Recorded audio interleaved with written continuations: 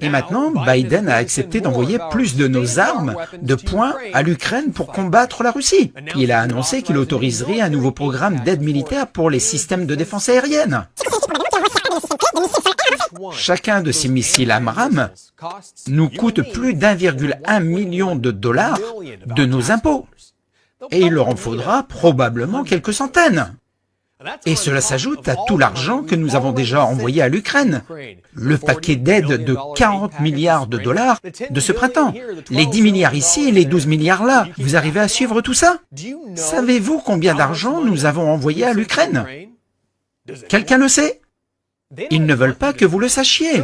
Faites une recherche sur Google, vous ne trouverez que 15,2 milliards depuis le début de cette administration.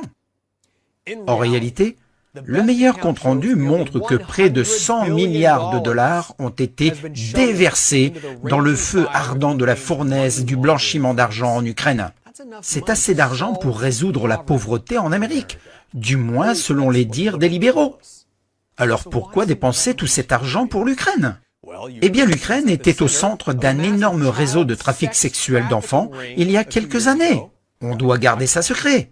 Et Hunter Biden a travaillé en étroite collaboration avec certaines de ses principales organisations criminelles d'Ukraine, y compris Burisma. Et maintenant, le ministère de la Défense et la société de Hunter Biden, Rosemont Seneca, ont été surpris à financer des laboratoires biologiques en Ukraine pour des recherches sur le virus Covid-19.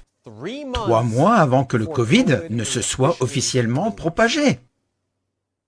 Vous voyez le tableau?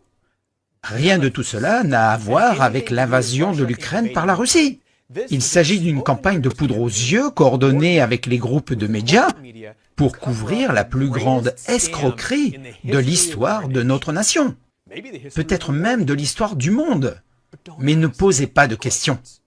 Agitez simplement votre drapeau pour l'Ukraine. Et rappelez-vous, alors que les démocrates paralysent notre économie et envoient tout notre argent et nos armes en Ukraine pour déclencher la Troisième Guerre mondiale, le méchant, c'est Poutine.